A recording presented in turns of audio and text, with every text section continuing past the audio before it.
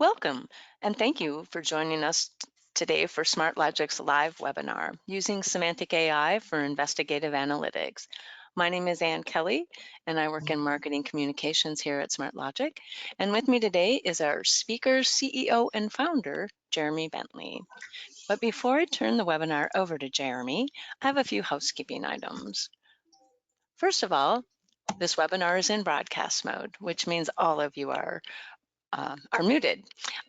If you have questions throughout the webinar, and we encourage questions, please enter them in the GoToWebinar panel, which you should see on the right-hand side of your screen.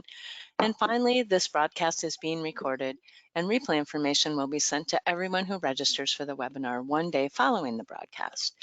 And when you get that webinar link, please share it with your coworkers, colleagues, and anyone else who you think might be interested in the topic. And with that, I'm going to turn it over to Jeremy. Thank you, Anne. So thank you very much, everyone, for attending. I'm sure we're doing it all from our respective homes. That's the new world. Wish you all the best.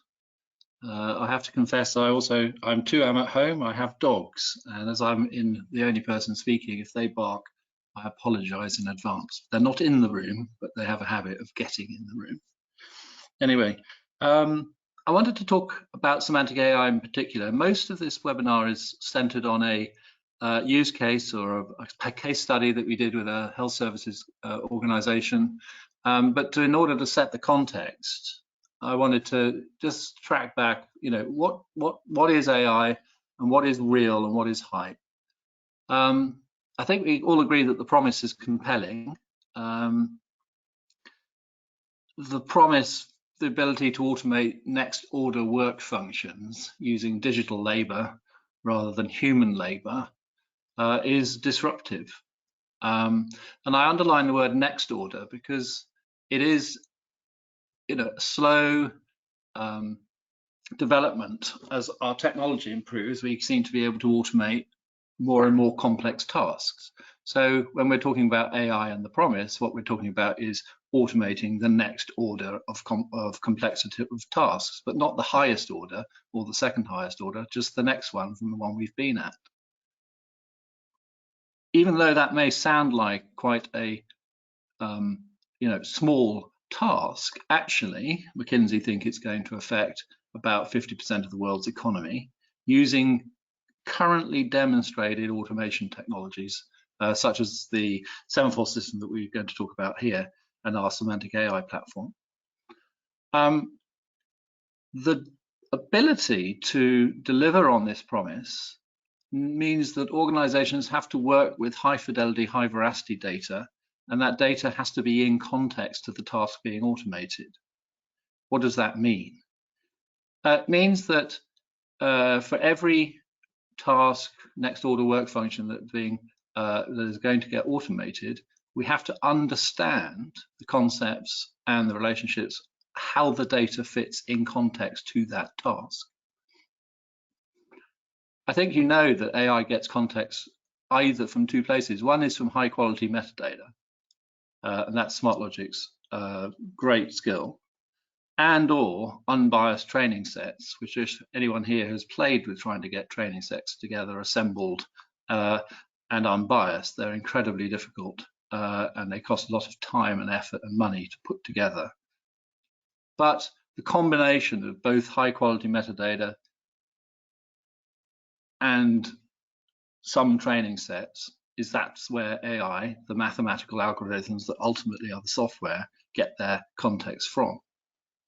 And it is context that makes AI trustworthy. And I'm going to go into trustworthiness in a minute. But the note I want to say to anyone who's listening is this idea that the human race is developing an AI singularity, which is what the maths and data science and the call basically autonomous decision-making machines that are as good as humans, is a distant dream, which is why really at Smartlogic we think the A in artificial intelligence should stand for augmented or assisted intelligence, rather than the whole idea of a singular intelligence. It is a cooperation between human and software, and both are required. So the case study that I'm going to go through, which is this slips, trips and falls, we're going to look at how we get the high quality metadata together to put the data into context to make the AI trustworthy. And I say, and I'm using the word trustworthy on purpose. Dictionary definition of it is the ability to be relied on to do or provide what is needed or right. We all know when you're a worker, whether you're a digital worker or a human worker, if you're not trustworthy and you cannot be relied on to do what is needed or right, you tend not to keep your job. And one of the issues we see is that the whole idea of, tapping a magic wand and getting the machine to go to work on the data when it has no context means they're not trusted. It means the business doesn't trust the answers because they don't know how it does it. And trustworthy is very important. Actually, the antonyms are equally useful to describe what it is, because dodgy, which is of course British, but uncertain, undependable, unreliable, unsafe, untrustworthy. Quite a lot of science experiments that are sort of machine learning only AI experiments, they never see the light of business day because they aren't trustworthy. They're not, and by that I mean they're not trusted by the business. So we'll come back to that theme in a little while. At Smartlogic, I mean, AI is a very used term. It's very exciting, it's very promising, but there's a lot of it. There's a huge amount of different systems and areas. And the bit that Smartlogic's interested in and is very knowledgeable in and seen as a leader in is this area here. So it's all about, supervised and unsupervised machine learning, content and data extraction, classification, natural language processing. That's our area of expertise. The reason why we started Smartlogic was because you couldn't ask a PDF a question. You couldn't treat content or unstructured data as a data resource. And so we use the AI to, in a semantic way, and we'll come to what that means too, in order to turn text-based data into text-based content into data. And it can, of course, text is everywhere. It's in tweets, it's in research reports, it's in databases, it's the names of columns. So it's a very general concept that we work with, the idea that we're working with any kind of text from anywhere, be it internal or external to the organization, be it structured or unstructured or a bit of two. So how is it possible to have business people who are not maths graduates, who are not computer scientists, who don't understand polynomial statistical mathematics, which is basically the underlying mathematics behind any kind of learning program, to trust the output?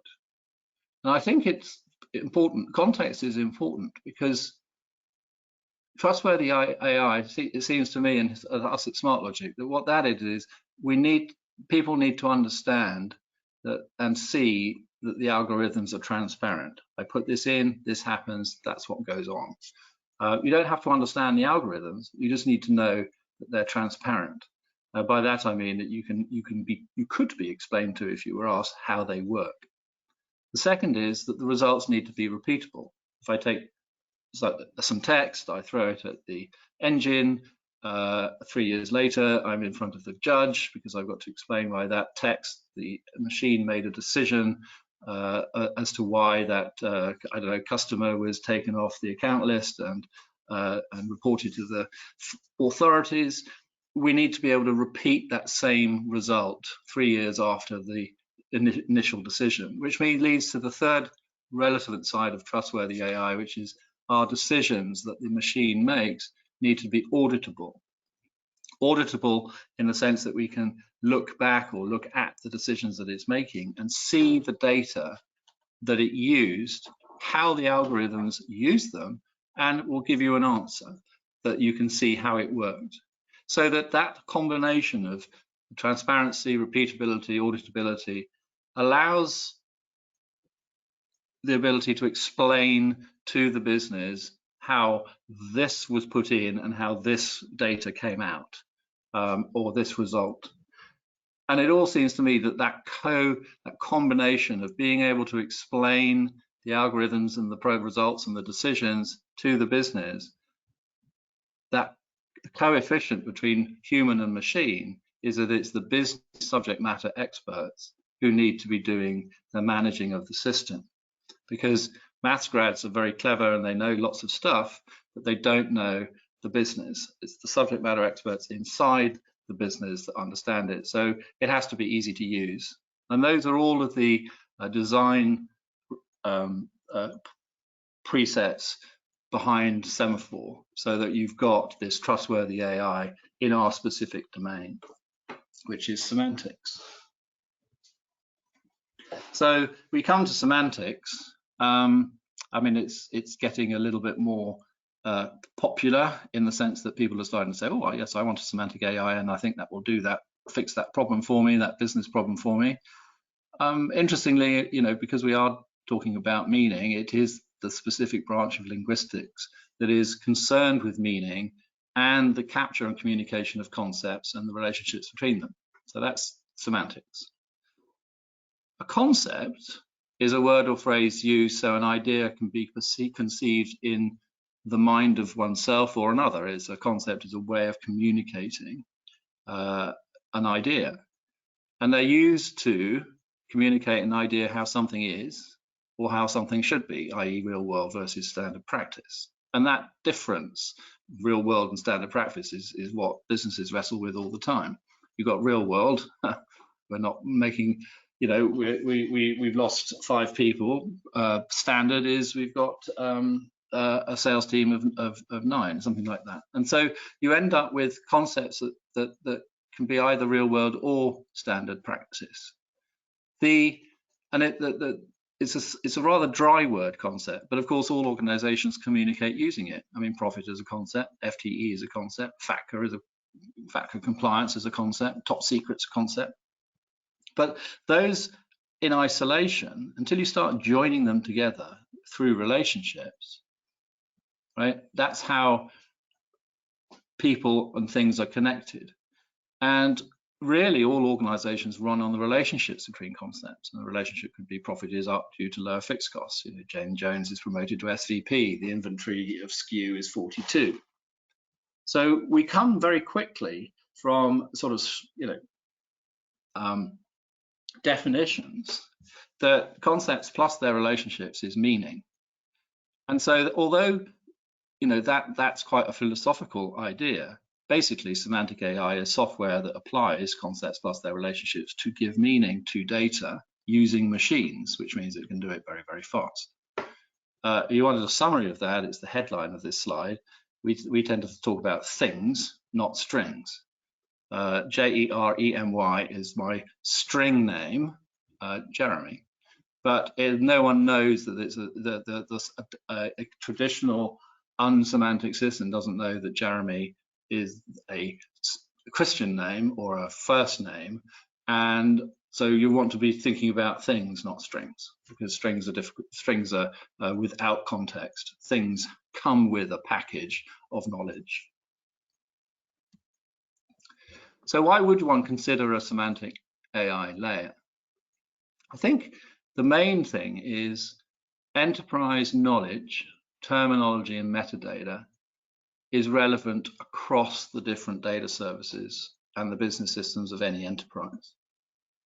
So today, systems and applications tend to implicitly define the meaning of stuff and keep it to themselves. So marketing's definition of a product isn't necessarily shareable through systems with the meaning with manufacturing. They'll have their own meanings, and those meanings don't always add up, or they don't reconcile. So the semantic AI layer is there as a place to go for the whole enterprise to standardize the concepts and relationships and the meanings of their data in one place, so that everyone can share that. What it does is gives you a centralized integration platform that will respond to complex change very, very fast, because none of those implicit links, which are the old way of working of meaning, they're now amendable by the business subject matter experts, and change happens very fast. So our customers call those a 10-10 projects, 10% of the cost and 10% of the time, compared to the old way of working. We might call the old way of working the siloed enterprise way. And before I get into the use case, the case study, we're talking here about turning text-based information into data for analytics. We do quite a lot of different types of help with quite a lot of different types of use cases. The healthcare use case to do with preventative healthcare, but equally identifying causes, symptoms, and errors and resolutions in tickets. Engineering tickets to accelerate problem solving it requires the harmonization, extraction, and enrichment of text. Analyzing social data to get customer perceptions on brands and products and services, again, is a semantic AI application over the text of social data. Analyzing contract clauses to extract terms to determine risk, another next level automation task, currently usually done by possibly by paralegals in a lower cost center, extracting terms out of, staring and comparing at contracts and keying in those terms into other things, that kind of next level of automation. Extracting facts from news to determine trends, it goes on and on and on. It's a really interesting field to be in because of that 10-10 benefit. It's a new way of doing things, but it's very, very valuable. And this is how we got on with our use case.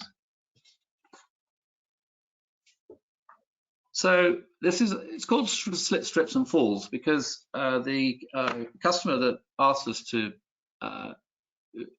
implement this project is in charge. It looks after the medical health of senior people. Senior people, unfortunately, are now defined as being over the age of 55, so I'm a senior person. But for them, they run healthcare, insurance, homes. They've got a lot of customers, or you could say patients, who, if you're over the age of 75, 1 in 3 people over 75 will experience a fall.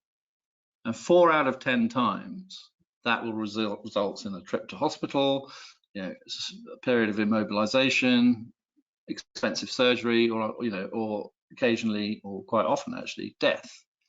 And so as the population ages, this problem becomes more acute because 1 in 3 people over 75, if that bulk of the population is growing, so these outcomes, if you don't do something about them, are quite serious. And what we do, we can model the risk factor for falls. And this is what we did do. Because forensically, if you were to be a relative of one of those people who had fallen over and then had to go to hospital, forensically, i.e. in looking at the data after the event, you would be able to say, but that relative was over 75. Because the nurse saw that they had some extra medications given to them, and that actually the healthcare worker knows that they have difficulty rising from a chair, and the environmental hazards of a rug that's loose, right? These hazards were known, and these all come to a coefficient of risk for falling over and leading to one of those outcomes. So it's great that one can, it's not great after the event. What the project was all about was trying to do it investigatively, predictively, ahead of the event, to stop and bring down, basically the objective was to bring down the number of accidents that were happening in this at-risk age group.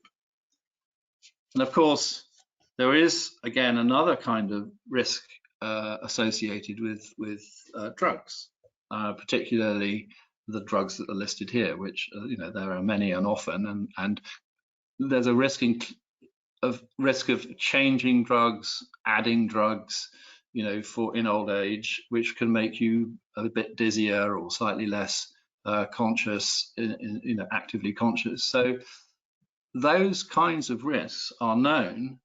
And again, forensically, you say, hello, doctor, why did you change my father's prescription from that to that? And then that was the reason why he fell over. So we're trying to get over that. We're trying to get this predictive, investigative ahead of the event so that we can take action if you're this healthcare company. So the information is available, but where is it? As the central, patient care organization, they have access to all the information, but it is in respective silos. We have access to the structured patient records with the medication history. So that's data in the old sense of the world. It's sitting in a SQL database as a structured patient record. Of course, there's some semi-structured data in there because you might have doctor's notes about the last time they visited, and that we might call slightly richer text or semi-structured text. We've got at-home caregivers and visiting nurses notes. They typically will examine and remark if they've seen any physical deficits or whether they found an environmental hazard. And of course, you have social worker notes that might notice some neurological change or, again, environmental hazards. So the issue is never normally that forensically you can point at the data. The issue is that the data can't be accessed in its entirety as a unified 360-degree view because it's in respective silos using all sorts of different types of silo. So what can those different, we talk about silos and we tend to think of silos just as different systems, but actually it goes way beyond that, because silos, as you have silos, clearly you've got different parts of an organization or different organizations who are part of the process, which is on the left. And then when we tend to think of silos, we tend to think of them as different types of system. Where you've got different formats. So some data in database tables, some data in semi-structured, some data in natural language, some data in notes, some in history, some in stories, some in observations, some in comments. And then, of course, we've got welfare in one system and nursing in another, and the doctors in a third. So that typically is when we think of silos, but there's a whole different silo of semantics as well. Not just the different parts of the organization or the different types of system, but the different people and how we express the same concepts using different vocabularies. If you think of the last time you went to maybe see a medical specialist, they'll talk in a language that most people don't understand. Not dissimilar to the idea that most maths data scientists talk in languages that most business people don't understand. And you have to join these silos of language together. And when all of these issues are challenging, but once you have access to the content, what do you do with it?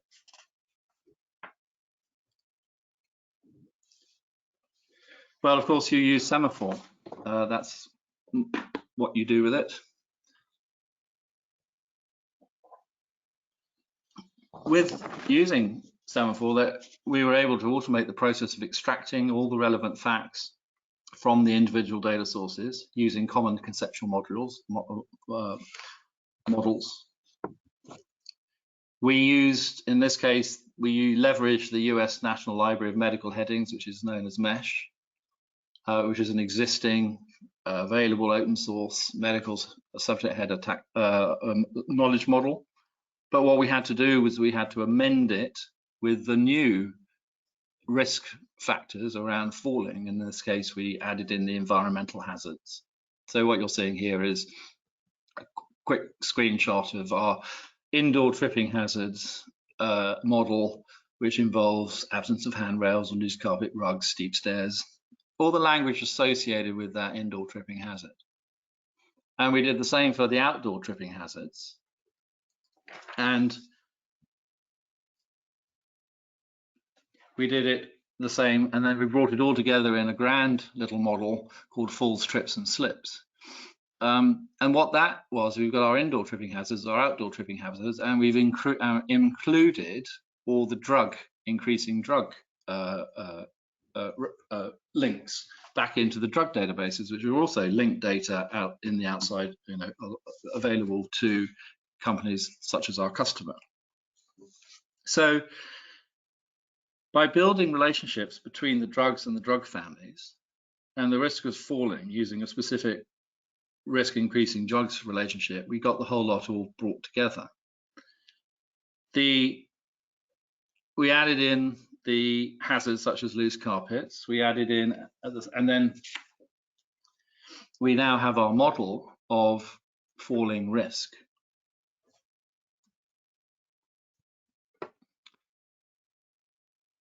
Now that model is what is the model, the knowledge model is the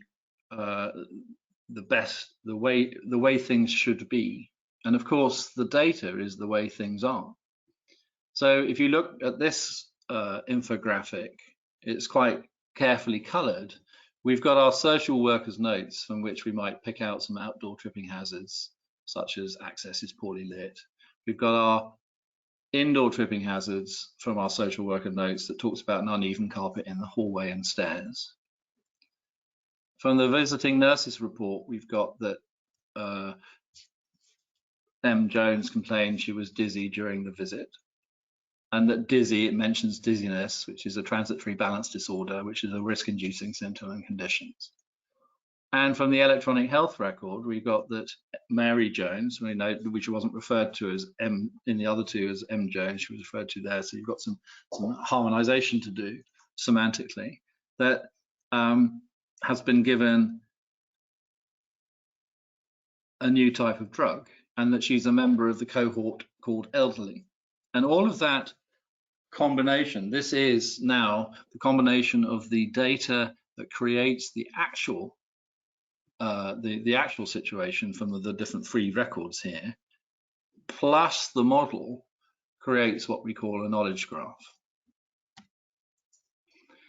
And the way we create that is we use Semaphore to bring in, ingest all of those different pieces of evidence and to classify those evidence and extract the facts out of those different formats, different texts, different databases, and put it all into a graph database. And that combination gives then a really interesting analytical resource, because you've got the data, if you like, picked out of the text that's in an archive form that is an atomic way of, I guess it's a way of storing data in a graph database. And you've got your ontology or your knowledge model, which has been driving that extraction. So you're getting understandable data going into that analytical database.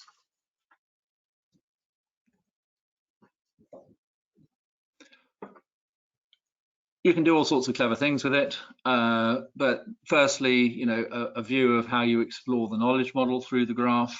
It's falls, trips, and slips, talks about our outdoor tripping hazards, brings in together all the different drugs, the risk increasing drugs, and the environmental factors together.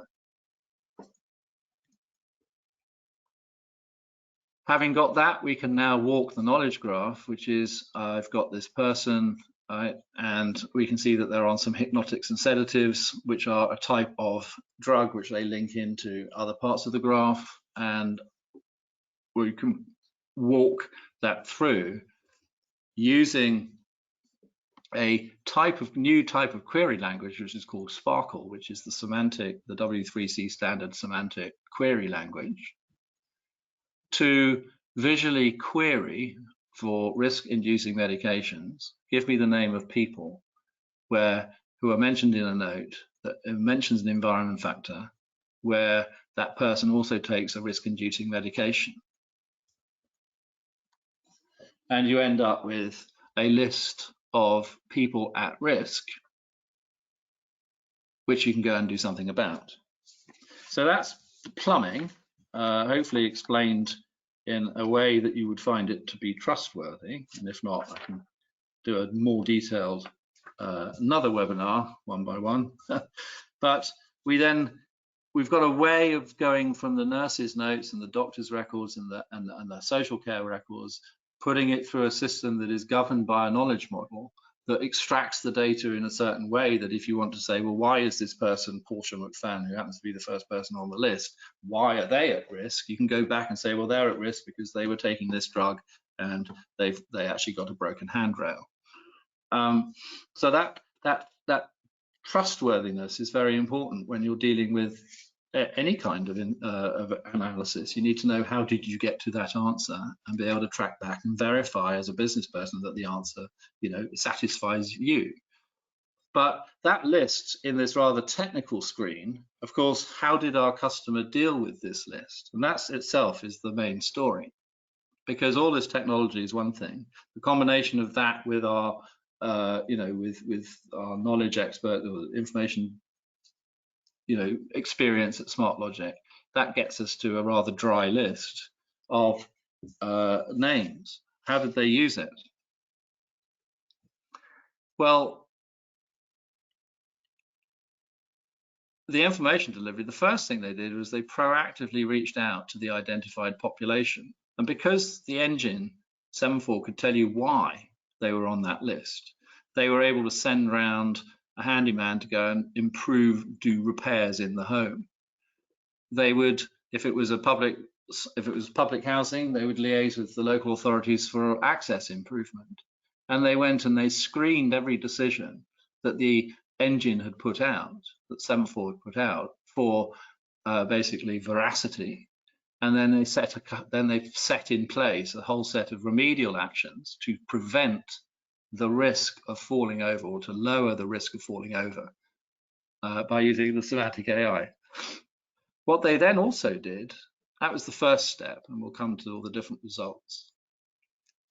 The second thing was that then they started building inline business applications to alert doctors, because doctors may not always be, again, equipped with all of the facts. They don't necessarily see the social worker's notes. They don't necessarily, they may have the drug record, but they may not think too much about when they're maybe upping the dose because they want to cure some pain, that they're actually putting the patient at a higher risk. So this healthcare organization, our customer, started flagging, building line of business applications to alert doctors about, when prescribing new or additional drugs. And they flagged, for the home carers and the social workers, they also had applications to say, please could you go and do this? That was the first step. The reaching out and doing the end-line business applications. And actually the self-service portal was a second phase. And what that was, they realized that, falling over is not just a statistic. Every family is every person who falls over is part of a family. And actually that family could also be a source of knowledge, a source of intelligence to help them lower the risk further.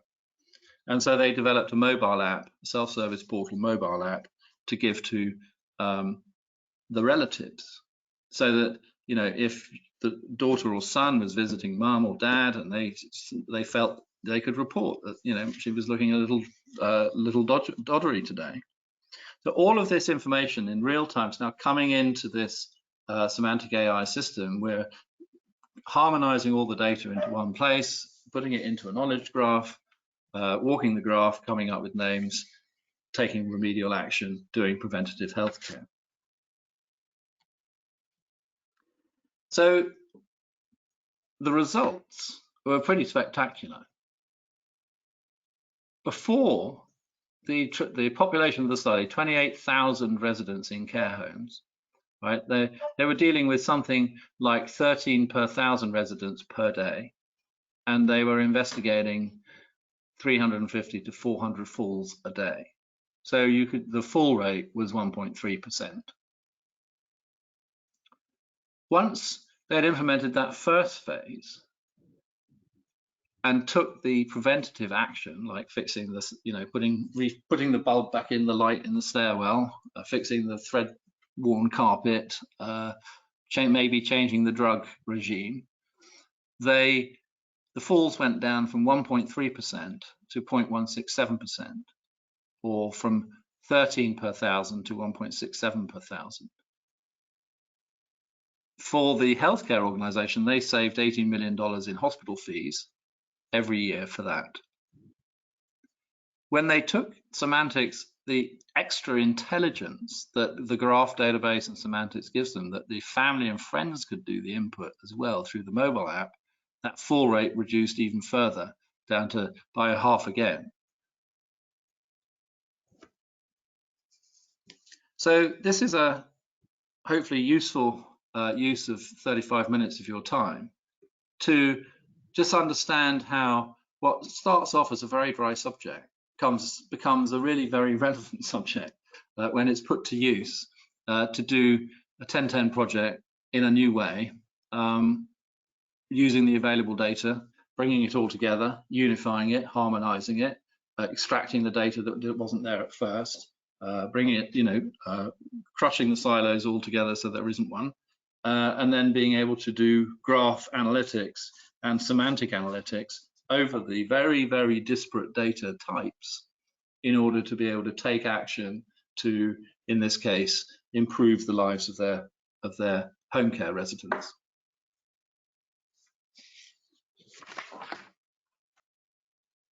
Thank you very much. Thank you, Jeremy. And I hope everyone enjoyed the webinar today, or Jeremy's presentation of it. We're not actually done yet. I have a couple questions here that I'm going to start with. First of all, yes, we are recording this webinar, and yes, you will all receive a link to the playback, probably tomorrow afternoon. So Jeremy, I do have a couple questions for you. You talked about that they used the mesh model, and was that a model that they linked to, or was that a model that they added into Semaphore?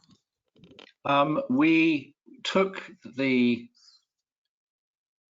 mesh, we linked to mesh to get its structures, and we added in the, if you like, in the knowledge model manager, which is part of Semaphore that does all this, we added the slip, strips and falls part of that. So you've got LinkedIn mesh, which is the standard, and then you've got your augmented model locally, and the two are seen as the system sees it as one big model, but it allows you to separate what's publicly owned from what's privately owned. Okay. Okay, and this is maybe just a follow on to that.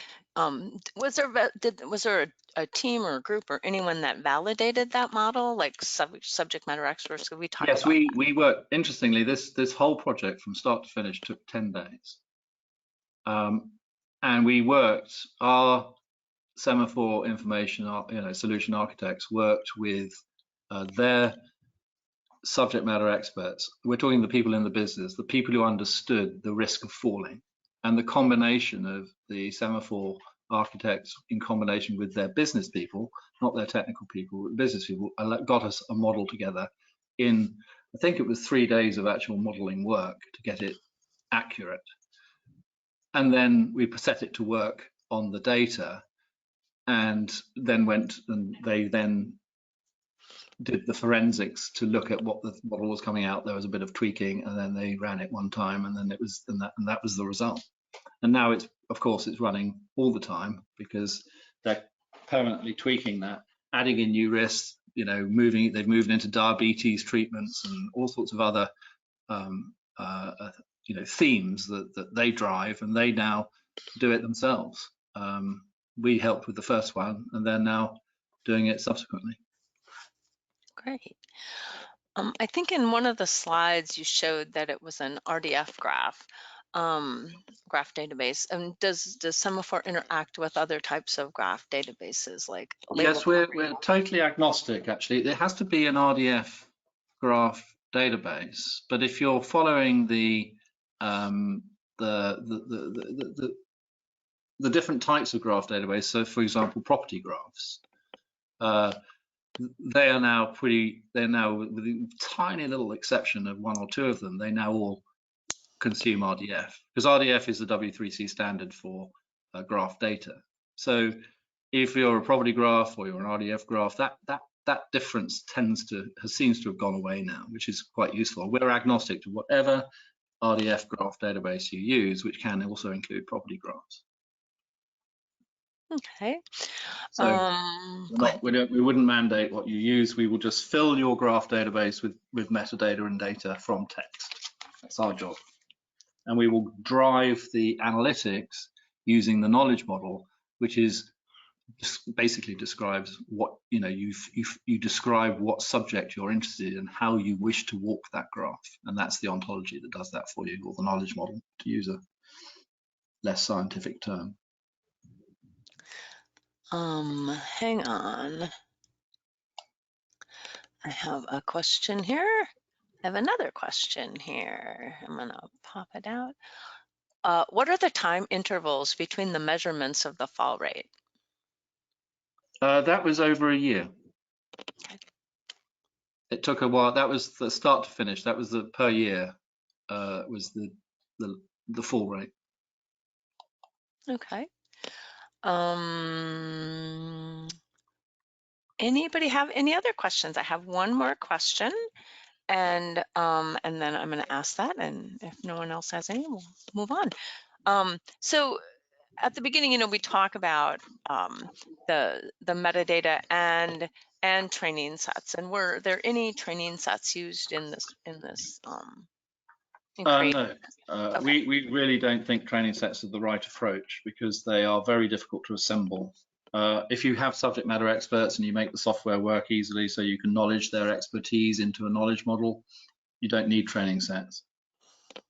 It can be helpful to have, a corpus of documents that you might want to go and, text mine, but give you some ideas. But genuinely, this cooperation between machine and human does require the human to stay in charge of the knowledge and the concepts. So we're sort of Semaphore. We use a lot of machine learning. We use it right in the NLP stack and all that stuff, because it's very nice, perfect use of some artificial intelligence. It's a slim, narrow, let's identify the parts of speech so that we can get on and understand the grammar that then allows us to apply the semantics on top of it. But when it comes to specific knowledge about certain subjects, human beings have to provide it. And if they think they can provide it through training sets, it's very difficult. I'm not saying it can't be done, but it is very expensive, very difficult, and you always introduce bias. It's almost impossible. And interestingly, with quite a lot of the projects we work on, there aren't enough inside the enterprise, there aren't enough documents to even form a training set. You need millions, not millions of them, but you need a lot of examples to get the maths to pick up the right signals in the data, just statistically. And so where we see one of the roles for Semaphore is that we will pre-process that data and augment it with metadata, so that actually in some ways, the need for training sets goes down, or if not, is completely eliminated. But at least the noise from the mathematics in the AI engine is also reduced.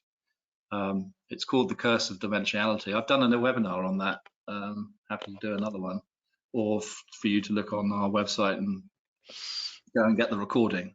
But it was all about reducing the noisiness of the maths inside the AI engine by pre-processing the data with metadata, so that it's typed and clean on its way in. So therefore, you don't get noisy results, or as noisy results that a statistical engine will give you. So the answer is no training sets in this example, and we rarely use them, except for our language processing. So a couple additional questions have come in.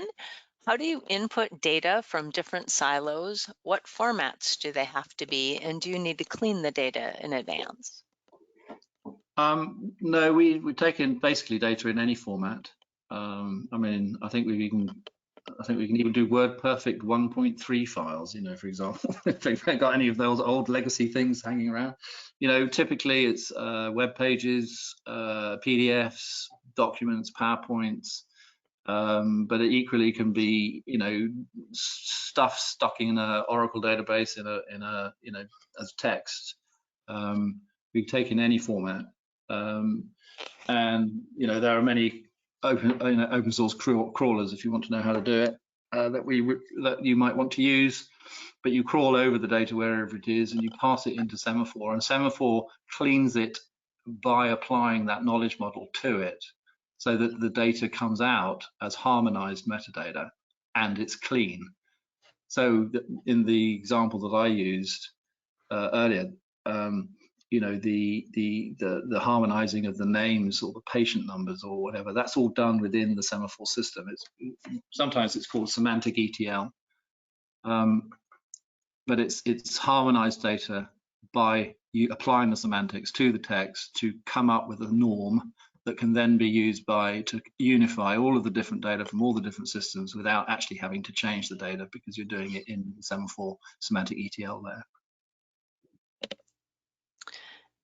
And I have a final question, but I think it's just a recognition of what you said. Trustworthiness, auditable, must be a key element in this to get trusted data and auditability. Yes. I don't think, yes.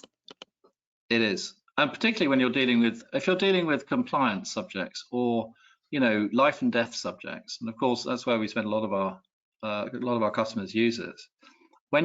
If you're going to be scrutinized for the decisions that your machines are making, which is of course the promise, you better make sure that you understand how they work, because you're going to have to go and explain it one day to somebody, either someone in authority or someone, and this notion of tap tap, let's get the machine to do all the work and we all won't do any work, it just doesn't apply. So it is that combination of human and machine that just gets that next level of automation that we can, and quite a big next step actually, but it's real, and it does it a lot faster and it's more reliable and all that stuff. But it is, I couldn't emphasize more the cooperation between human and machine.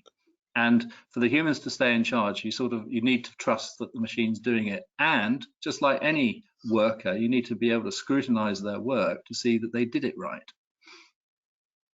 And that's why the auditability is so important. Okay, I have another question. And I'm not sure that the question will be enough for you to answer, but we'll see. How do you deal with duplicates? I'm assuming they mean duplicate. I'm not really sure. Maybe the person who entered that question could give a little more information.